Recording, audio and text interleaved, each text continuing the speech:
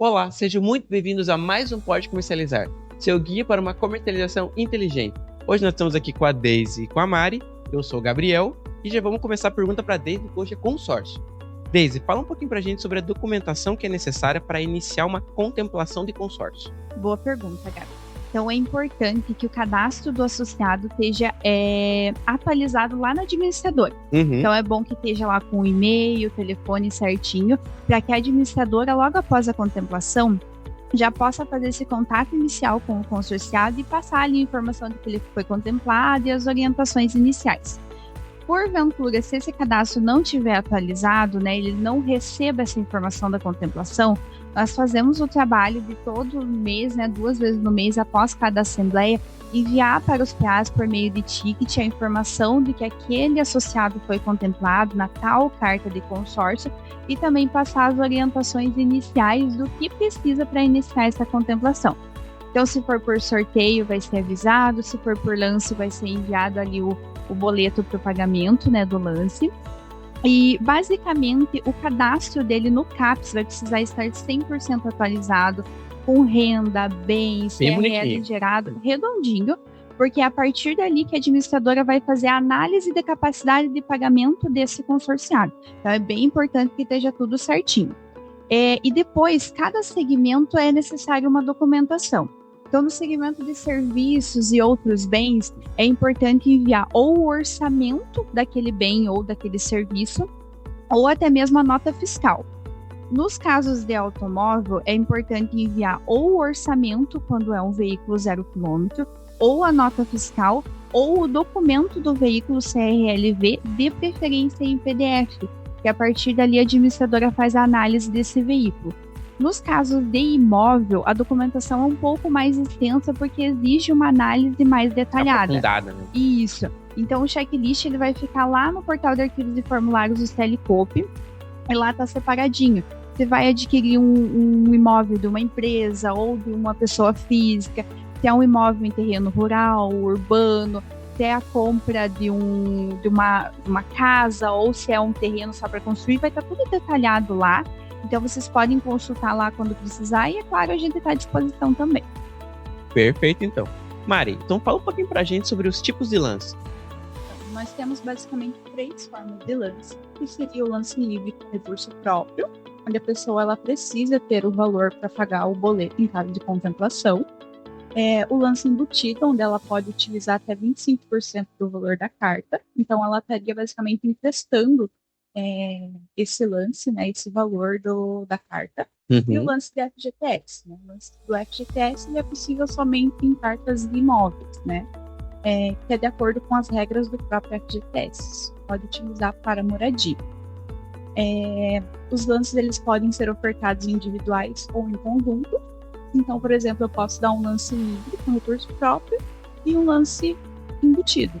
Eu posso unificar os dois, ali talvez para ter uma maior chance de contemplação, e tudo mais.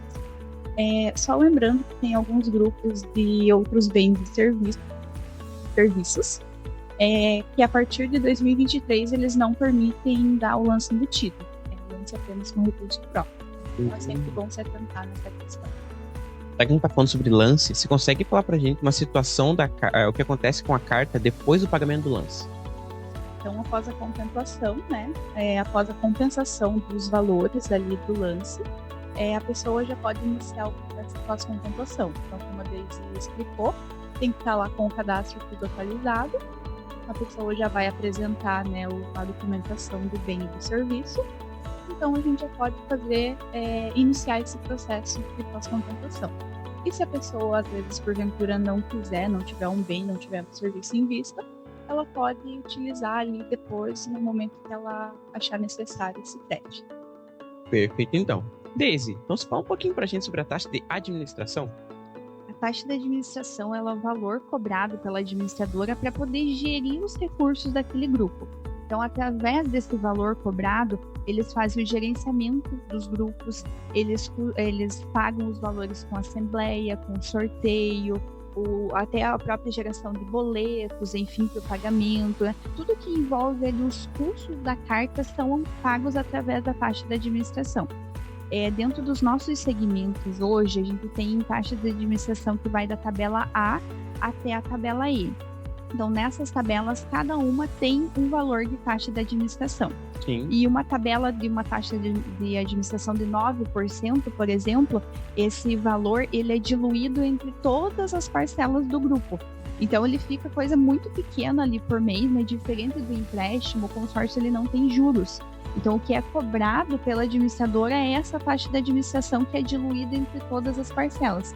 Então, se, por exemplo, alguém entrar ali num grupo que já está em andamento, o restante já começaram ali a pagar, né, as parcelas do grupo, mas eu, por exemplo, entrei no grupo pela metade ali. A administradora vai fazer um rateio dessa taxa de administração entre as parcelas que eu vou precisar pagar para que fique justo e igualitário para todos os participantes. Sim, junto com os outros, com certeza. Exatamente.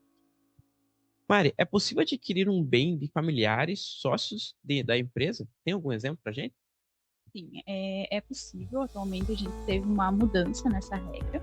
Até então, por meados ali de novembro e dezembro de 2024, não era possível fazer essa aquisição de pessoas físicas, sócios, né, adquirir bens de empresas e vice-versa, e também de alguns familiares.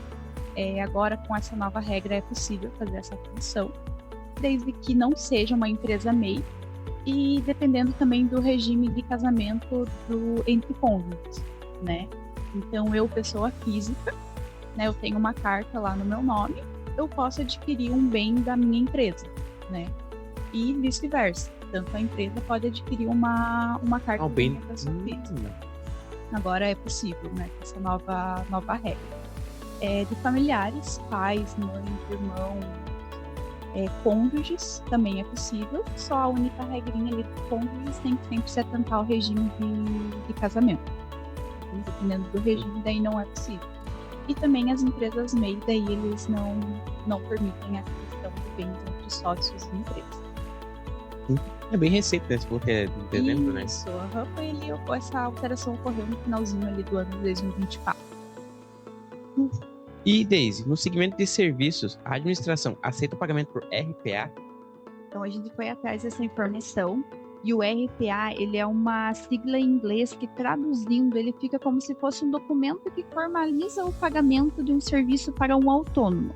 Então, a administradora nos passou que eles não estão aceitando essa forma de pagamento. Então, para serviço, precisa necessariamente da nota fiscal com a natureza do serviço. E o KNAI que está emitindo, da empresa que está emitindo a nota fiscal, precisa ser condizente com o serviço. Então, por exemplo, um serviço de uma instalação de móveis planejados, né, precisa ser emitido por um serviço, uma empresa do ramo de marcenaria. Né? Isso. Um pedreiro que fez uma reforma na minha casa, colocou piso, por exemplo. Precisa ser um KNAI ali que corresponda com isso, de uma prestadora de serviço nessa área. Tudo isso a administradora vê. E a emissão dessa nota fiscal, ela precisa ser feita após a data da contemplação. Antes disso, não é possível. Seria isso a forma do pagamento do RPA, então, que não é aceito por enquanto, pelo menos. Se tiver alguma novidade, a gente vem informar. Bom, então isso foi rapidinho. Obrigado, meninas. Vocês, obrigado pelas perguntas. A gente teve bastante interação dessa vez. Continuem respondendo, já que o próximo vai ser sobre cartão. Vai ter uma enquete também, vocês podem ficar bem à vontade. As meninas, que nem a Daisy falou, tem o formulário no CLCOP com algumas questões de checklist. E qualquer coisa pode ligar para elas, que enquanto também não para nunca, pode ligar à vontade que a gente vai atender alguma hora.